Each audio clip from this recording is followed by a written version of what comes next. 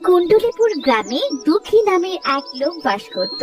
সে মাঠে চাষ করার পাশাপাশি সবজি বিক্রি করেও সে তার সংসার চালাতো। এই ঋতু, রবিরা কিন্তু খেলায় জিতে যাচ্ছে। দেখ দেখ, ওরা 3টে জুতো চুরি করে ফেলেছে। মন দিয়ে খেল না ঋতু। যতই চেষ্টা করিস আমাদের সাথে খেলায় পারবি না, বুঝলি? আমি আর সাজু জিতে যাব। প্রতিদিনই তো অমনি করে বলিস, কিন্তু সেই খেলা শেষে তোরাই হারিস। আজ দেখে নিস আমরাই জিতবো। এই সাজু, ভালো করে খেল। খেলার সময় তোর মন কোন দিকে থাকে? তোর জন্য প্রতিদিনই হারি। ঠিক আছে ঠিক আছে, আজ ওদেরকে আমি হারিয়ে দেখিয়ে দেব, দেখিস তুই। দাদা ওই দেখ, বাবা আসছে। চল দাদা, বাবার দেখ খুব কষ্ট হচ্ছে, 2 হাতে 2 প্যাকেট। হ্যাঁ বোন, চল। এই, আজ খেলবো না রে, কাল আবার সবাই একসাথে খেলবো। এখন তোরাও বাড়ি যা। দাও বাবা, এটা আমার কাছে দাও। কিরে, তোরা কোথা থেকে এলি? আমরা ওই রাস্তার ধারে জুতো চোর কিনছিলাম। দাও তো বাবা, এই প্যাকেটটা আমার কাছে দাও। তাহলে আমি কি নেব? তোমার কিচ্ছু নিতে হবে না, তুমি খালি হাতে এসো। আমরা 2 ভাই বোন আছি না। শুধু তো আছে পাকা পাকা কথা। তাড়াতাড়ি হেঁটে চল, মনে হচ্ছে আকাশের অবস্থা বেশি ভালো নয়, যে কোনো সময় বৃষ্টি নামতে পারে।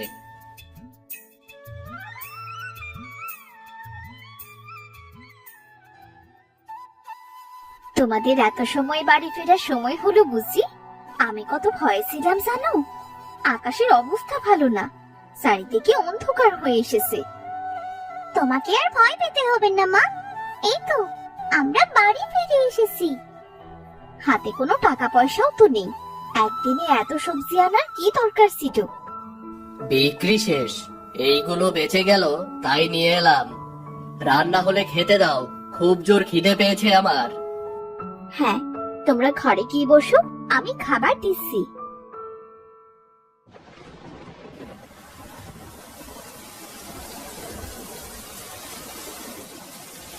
এই যা, বৃষ্টি তো শুরু হয়ে গেল। বৃষ্টি হলে শুধু ঘরে বসে থাকতে হয়, আমার একটুও ভালো লাগে না। দাদা, কাল থেকে আর খেলতে পারবো না। তাড়াতাড়ি খেয়ে নে তো তোরা, মানুষের অন্য চিন্তা আর তোদের দুটোর খেলা করার চিন্তা। ইস, খাটের ওপর তো পানি পড়ছে, ওই পাশে আরো 2 জায়গায় পানি পড়ছে। ওগো, 3টে পাত্র আনো তো দেখি। এই নাও, আর কিছুদিন গেলেই ঘরের কাজটা সারাই করে নিতাম, কিন্তু এখন তো হাতে কোনো টাকা করিও নেই যে ঘরটা আমি সারাবো। কি যে করি। তোমাকে কতদিন ধরে বলছি, এবার বৃষ্টি আগে ঘরটা সারাই করে নিও। শুনলে না তো আমার কোনো কথা। এবার দেখি রাতে কি করে ঘুমাও। কি আর করবো গিন্নি, আমার নামের মতো কপালটাও দুঃখে ভরা যে। এত পরিশ্রম করি, এত পরিশ্রম করেও তোমাদের মুখে 3 বেলা ভালোভাবে খাবার তুলে দিতে পারি না। সেখানে আর ঘর কিভাবে ঠিক করব আমি, বলো? দুঃখ করো না বাবা, আমি বড় হয়ে কাজ করে বড় একটা ঘর বানাবো। সেই ঘরে কোনো বৃষ্টির পানি পড়বে না। থাক থাক, আর পাকা পাকা কথা বলতে হবে না। তাড়াতাড়ি খাবার শেষ করে খাটের ওই পাশটায় গিয়ে ঘুমা। দেখ, ওইখানে পানি পড়ছে না। সেই রাতটা তারা কোনো রকমে পার করলো। এভাবে টানা 2 দিন বৃষ্টি হয়, তাদের ঘরের ভেতর পর্যন্ত পানি উঠে গেল। ওগো, আমাদের ঘরের ভেতর তো পানি উঠে গেছে। ঘরটাও কেমন নড়বড় করছে দেখো, যে কোনো সময় মনে হচ্ছে ঘরটা ভেঙে পড়তে পারে। হ্যাঁ গিন্নি, এই ঘরে থাকা এখন আমাদের জন্য মোটেও নিরাপদ নয়। চলো আমরা হাসুদের বাড়িতে গিয়ে উঠি, ওদের তো ইটের বাড়ি, কোনো রকমে আশ্রয় পেলেই হবে। হ্যাঁ চলো তাহলে।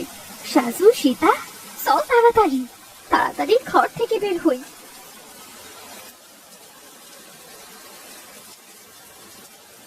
হাসি দিদি, ও হাসি দিদি, হাসি দিদি বাইরে এসো, আমরা খুব বিপদে পড়ে তোমাদের বাড়ি এসেছি গো। কি হয়েছে? এই বৃষ্টির সময় বাইরে এসে এত ডাকাডাকি করছো কেন? দিদি, আমাদের ঘরটা ভাঙতে বসেছে। এছাড়া ঘরের ভেতরে পানিও ঢুকে পড়েছে। বাচ্চাদের নিয়ে ঘরে থাকা যে আর সম্ভব হচ্ছে না দিদি। তো আমরা কি করব? আমাদের বাড়িতে কোনো জায়গা হবে না। অন্য কোথাও যাও তো, অন্য কোথাও যাও। ছোট ছোট বাচ্চাদের নিয়ে কোথায় যাবো দিদি? তা কোথায় যাবে সেটা কি আমি বলে দেব? এই এসো তো, এদের সাথে শুধু কথা বাড়িয়ে লাভ নেই। আমার একদম ভাল লাগছে না। আর জায়গা দিদি বলবে কাল খাবার দাও, এগুলো আমার মোটেও ভাল লাগে না। কিন্তু বউ, ওরা তো বিপদে পড়েছে। ওদের এই বৃষ্টির সময় মনে হয় একটু জায়গা দেওয়াই ভালো ছিল। আই তুমি চুপ করো। এত দরদ লাগলে ওদের সাথে গিয়ে থাকো। এসব ফকিন্নিদের আমার খুব ভালো চেনা আছে। তারা বেশ কয়েকটি বাড়িতে গেল, কিন্তু থাকার জন্য তাদের কেউ আশ্রয় দিল না। এতগুলো বাড়ি গেলাম, কিন্তু কেউ আমাদের থাকার জন্য আশ্রয় দিতে চাইলো না। এ সময় হয়তো আমার থাকার ঘরটাও ভেঙে পড়েছে। বাচ্চা দুটোকে নিয়ে এই বৃষ্টির দিনে কোথায় যাব? তবু চলো না, চলো বাড়ি ফিরে যাই। কোন রকমে দেখি ঘরটাতে থাকা যায় কিনা। না না গিন্নি, এমনিতেও আমাদের বাড়িটা একদম নিচু জায়গায়। বাড়িতে মাজা সমান পানি বেঁধেছে। চলো দেখি অন্য কোথাও জায়গা পাই কিনা। ওখানে কারা গো? কারা ওখানে? ঠিকভাবে তো চোখে দেখতেও পারি না। আমার গো বুড়িমা, এখানে আমরা। ও, তুই দুঃখু না? হ্যাঁ গো বুড়িমা, আমি দুঃখ। তা ওই বৃষ্টির ভেতরে ওখানে দাঁড়িয়ে ফিরছিস কেন? আয়, আমার বাড়িতে আয়। ইস, ছোট ছোট বাচ্চা দুটো ভিজে একেবারে একাকার হয়ে গেছে। তা দুঃখ, বউ বাচ্চা নিয়ে বৃষ্টিতে ভিজছিলি কেন রে? বুড়িমা, জানো তো আমাদের বাড়িটা একদম নিচু জায়গায়। পানি বেঁধে ঘরে পানি ঢুকেছে। এছাড়া ঘরটাও প্রায় ভেঙে পড়ার মতো। তাই দু একজনের বাড়িতে গেলাম, কেউ আশ্রয় দেয় কিনা। কিন্তু জানো তো, কেউ আশ্রয় দিল না আমাদের। আরে, তোরা থাক বাবা, তোরা আমার কাছে থাক। বৃষ্টি না কমা পর্যন্ত আমার বাড়িতেই থাক। তোমাকে যে কি বলে ধন্যবাদ দেব বুড়িমা। এই দুঃসময় তুমি আমাদের বড্ড উপকার করলে গো। তুমি খুব ভালো গো ঠাম্মা। কি মিষ্টি কথা তোর দিদি ভাই। আয়, ঘরে আয় তোরা। ভিজে কাপড় ছেড়ে শুকনো কাপড় পরে নে। পরদিন থেকে বৃষ্টি কমতে শুরু করলো। দুদিন পরে বৃষ্টি কমে সূর্যের দেখা মিলল। কি মজা, কি মজা! মা, মা, ঠাম্মা, দেখো না, বাইরে রোদ উঠেছে। হ্যাঁ রে মা, বাইরে রোদ উঠেছে। নিশ্চয়ই আমাদের বাড়ির পানিও কমে গেছে। চলো না মা, আমরা বাড়ি ফিরে যাই। বাড়ি তো আমারও ফিরতে মন চাচ্ছে রে বাবা, কিন্তু আমাদের বাড়ি ঘর সব ভেঙে গেছে। গিয়ে আমরা কোথায় থাকবো? হাতে কোনো টাকা পয়সাও নেই যে সেই টাকা দিয়ে নতুন বাড়ি বানাবো। কিছু তো করে খেতে হবে। এইভাবে শুধু শুধু বসে থাকলে তোদের তো পেট চলবে না। আমি বলি কি বাবা, তুই জমিদারের কাছে গিয়ে তোর সমস্যার কথা খুলে বল। দেখ জমিদার কিছু টাকা দেয় নাকি। আমি গরিব বলে গ্রামের মানুষ কেউ আমাকে ভালোবাসে না বুড়িবা। সেখানে জমিদার কি আমাকে টাকা দেবে? গিয়ে দেখ না, যদি কিছু টাকা ধারে আনতে পারিস তবে একটা ঘরও তো করতে পারবি, আর তোর ব্যবসাটাও আবার শুরু করতে পারবি। হ্যাঁ গো, বুড়িমা কিন্তু ভালো কথাই বলেছে। তুমি জমিদার মশাইয়ের কাছে গিয়ে দেখো না একবার। আচ্ছা বেশ, তোমরা যখন এত করে বলছো তখন গিয়ে দেখি কিছু হয় কিনা।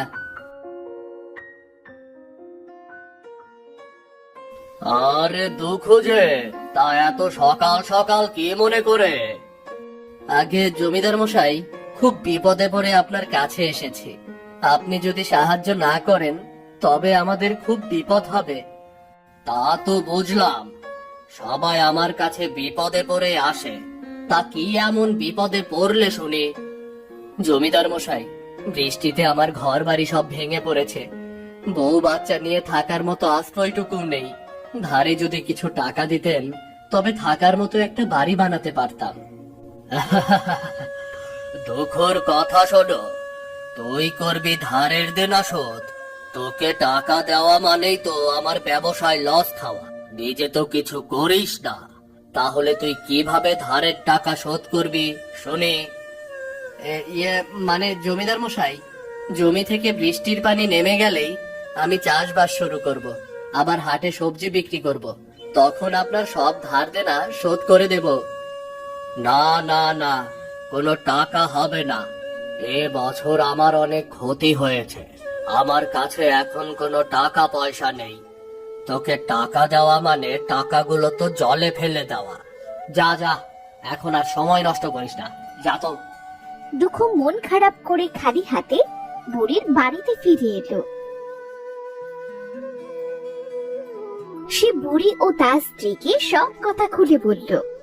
থাক বাবা থাক, এত চিন্তা করিস না।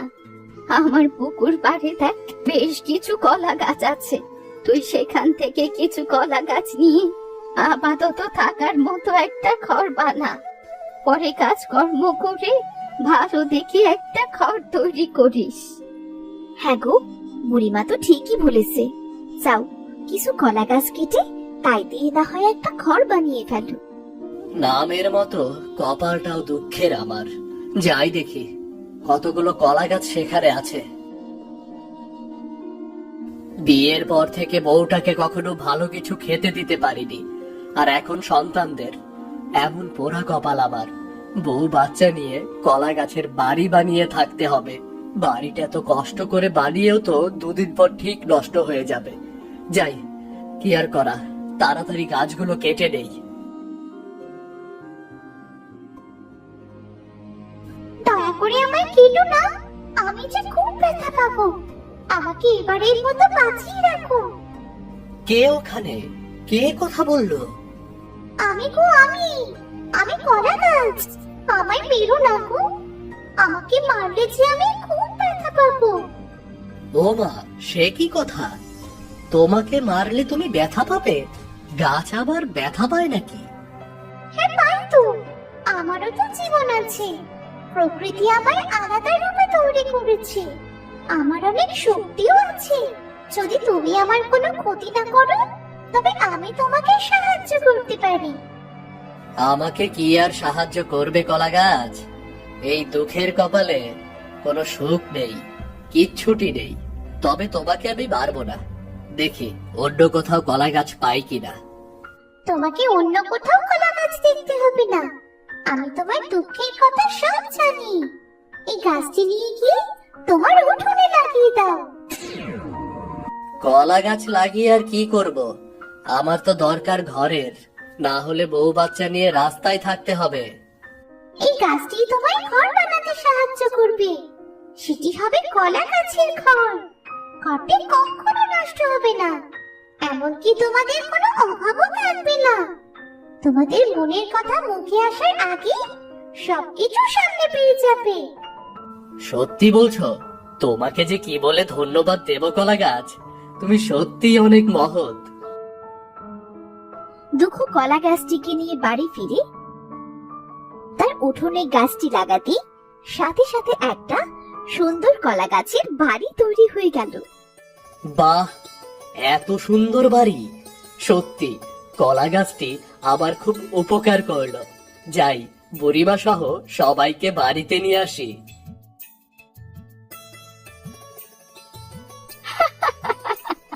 আমি জানি রে বাবা, ওই কলা গাছটি তোকে সাহায্য করবে, তাই জেনে শুনেই তোকে ওখানে পাঠাতাম। তার মানে তুমি জানতে?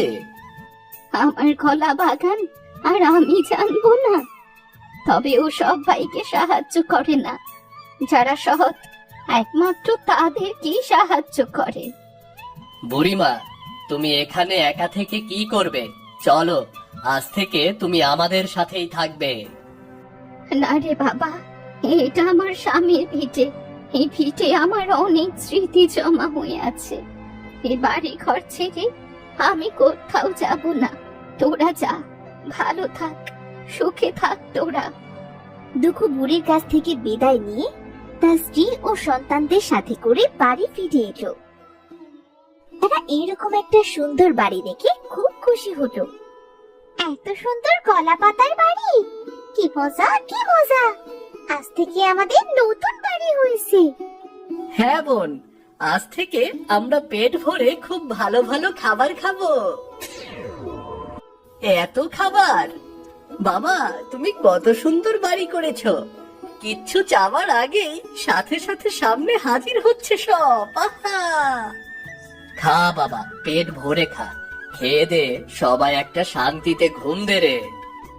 সেদিন তারা সবাই একসাথে খাবার শেষ করে যে যার মতো ঘুমোতে চলে গেল। এদিকে বাইরে শুরু হলো তুমুল বৃষ্টি। বৃষ্টির পানিতে চারদিকে সবকিছু ডুবতে শুরু করলো।